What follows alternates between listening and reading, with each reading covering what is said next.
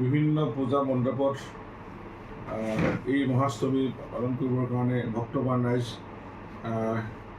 সমবেত হৈছেই প্ৰায় 1:44 আজি বলি বিধানৰো এটা পৰ্ব আছে। ময়ো নিজে প্ৰতি বছৰৰ দৰে এইবাৰ নাহৰ বাগিচাত এটি ছাগলী দি তেখেতক সন্তুষ্ট কৰি আৰু সকলোৱে শক্তি দিয়ক আমাৰ ৰাইজখন সমাজখন দেশখনৰ কাৰণে মই তাতে প্ৰাৰ্থনা জনামগৈ, মা শ্ৰীচৰণত সেৱা জনাম। মই আজি এই মৰাণত আপোনাৰ সাংবাদিক বন্ধুসকলে এনি টকছক নিউজ প্লাছ নেশ্যনছ এনি সকলোৱে পৰিয়ালবৰ্গলৈ সাংবাদিক বন্ধুসকলক শুভেচ্ছা জনাইছোঁ আৰু ভক্তবান ৰাইজলৈ শুভেচ্ছা জনাইছোঁ অষ্টমীৰ শুভেচ্ছা। আৰু এইবাৰ যিহেতু পূৰ্বৰ দৰে ইমান ধুমধামেৰে এই দুৰ্গোৎসৱটো উদযাপন হোৱা নাই, কাৰণ অসমত এটা শোকাকুল পৰিৱেশ। আমাৰ অতি মৰমৰ হিয়াৰ আমঠু অসমৰ সম্পদ জুবিন গাৰ্গ তেওঁ অকালতে বিয়োগ হৈছে আৰু তেখেতৰ শোকত আজি শোকাবল হৈ গৈছে অসমবাসী।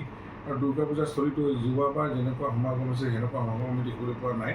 মাত্ৰ পিতৃ মাতৃ নিজৰ সন্তানটোক মা দুৰ্গাৰ শ্ৰীচৰণত মূৰ দোৱাবৰ কাৰণে সেৱা কৰিবৰ কাৰণে লৈ আহিছে। আৰু দোকান পোহাৰ বা গীত মাত এইবিলাকো সম্পূৰ্ণ মানে বন্ধ, মাত্ৰ আধ্যাত্মিক এটা পৰিৱেশে এইবাৰ দুৰ্গা উৎসৱ পালন কৰিছে। মই প্ৰতি ঠাইতে কালি যোৰহাট শিৱসাগৰ মই গৈছোঁ, তাতো এই গোটেই কথাখিনি একেই, সমগ্ৰ অসমতে মৰণতো ঠিক একেই।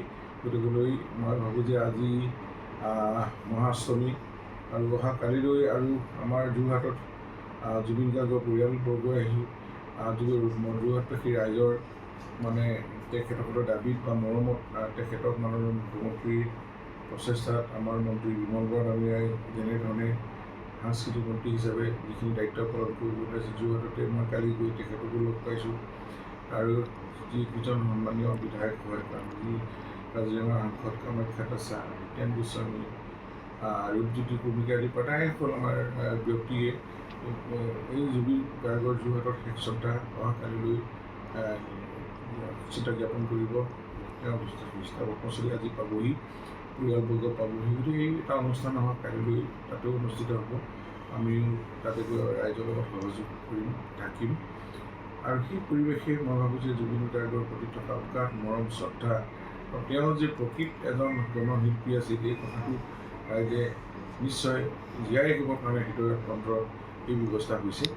মই আজি এই পৰিৱেশত মই শাৰদীয় দুৰ্গা পূজাৰ এইবাৰ সকলোকে আন্তৰিক শুভেচ্ছা জ্ঞাপন কৰিছোঁ। আৰু কালিলৈ যোৰহাটত আজি যদি কোনোবা যাব নোৱাৰিছিলে তেখেতৰ চিতাভস্মত অকণমান হ'লেও পুষ্পাঞ্জলি অৰ্পণ কৰি তেওঁৰ প্ৰতি শেষ শ্ৰদ্ধা আৰু আত্মাৰ সদ্গতি কামনা কৰিব বুলি ভগৱতী ৰাইজক আশা ৰাখিছোঁ। ইতিমধ্যে প্ৰস্তুতিটো সুন্দৰকৈ হৈছে। যোৱাকালি তাতে প্ৰায় 2000 ভকতে নাম ল'ব, প্ৰায় 7000 আই মাতৃয়ে দিহানাম পৰিৱেশন কৰিব। এনেধৰণে প্ৰায় 1000 যুৱকে স্বেচ্ছাসেৱক হিচাপে ৰাইজক সহায় সহযোগ আহিব। ডিচিপ্লিনটো যাতে কোনোৱে যাতে তাতে বঞ্চিত হৈ আহিবলগীয়া নহয় শেষ শ্ৰদ্ধা জ্ঞাপনত। এনেধৰণে জিলা প্ৰশাসন সকলোৱে তাতে কামখিনি তুংগত উঠিছে। অহাকালিলৈ এটা সুন্দৰ এটা অনুষ্ঠানেৰে আমাৰ জুবিন গাৰ্গক শেষ শ্ৰদ্ধা জ্ঞাপন কৰিব যোৰহাটবাসী ৰাইজে। এই অনুষ্ঠানতো ৰাইজে সহযোগ কৰিব বুলি আশা ৰাখিছোঁ। নিশা খোৱাঙত উপস্থিত হৈছিল লুৰিণজ্যোতি গগৈ। তেওঁ অভিযোগ কৰিছে যে মানে মুখ্যমন্ত্ৰীয়ে হত্যাৰ কথা স্বীকাৰ কৰিছে ৰাজহুৱাকৈ, তাৰপিছত অপৰাধীক 6 তাৰিখলৈকে সময়সীমা বান্ধি দিছে। এইবিলাক ভেকু ভাওনা কৰা হৈছে বুলি কৈছে, যিহেতু 6 তাৰিখলৈকে ছুপ্ৰিম কোৰ্ট খুলি যাব। এটাই কথা, মৃতদেহক লৈ এনেকুৱা জুবিন গাৰ্গক লৈ কোনেও ৰাজনীতি কৰা উচিত নহয়। আৰু লুৰিণজ্যোতি গগৈয়ে তেওঁ সদায় ৰাজনীতি কৰে প্ৰতিটো কথাতে। এইটোৱে তেখেতৰ ৰাইজে তেখেতৰ কাৰণে তেখেত ৰাইজৰ ওচৰত যাব পৰা নাই বা ৰাইজৰ প্ৰতি প্ৰিয় জনাব পৰা নাই। ৰাইজৰ মৰম চেনেহ বা ৰাইজৰ দাবীক মানিব লাগে। এখন গণতান্ত্ৰিক দেশত ৰাইজেই ৰজা। ৰাইজক সন্মান জনাব নোৱাৰিলে ৰাইজে যি বিচাৰিছে মুখ্যমন্ত্ৰী তেনেধৰণে কৈ আছে। 19 তাৰিখৰ পৰা এজন মুখ্যমন্ত্ৰীৰ দায়িত্ব যেনেধৰণে পালন কৰিছে আপোনালোক সকলোৱে ৰাইজে স্বীকাৰো কৰিছে। আৰু একো নোৱাৰে এজন মুখ্যমন্ত্ৰীয়ে সকলোখিনি তেখেতৰ ফালৰ পৰা যিমান য'ত যি কৰিব লাগে, তেওঁ মৃতদেহ অনাৰ পৰা ইয়াতে পৰিয়ালবোৰৰ কথা বতৰাৰ পৰা সকলো সংগঠনৰ কথা বতৰা পাতি তেওঁ সমাধিস্থলী ক'ত হ'ব তালৈকে ৰাইজৰ লগত কথা পাতি সিদ্ধান্ত কৰি যুদ্ধকালীন গতিৰে এইবিলাক নিৰ্মাণ কৰিছে। যোৰহাটৰ ৰাইজক সন্মান জনাই এই ব্যৱস্থাটো আজি মুখ্যমন্ত্ৰী আন্তৰিক প্ৰচেষ্টাই বা তেওঁৰ ৰাইজৰ প্ৰতি থকা দায়িত্ব আৰু সন্মান জনাই এইবিলাক কৰিছে। গতিকে লুৰিণজ্যোতি প্ৰাসংগিক হ'বই নোৱাৰে।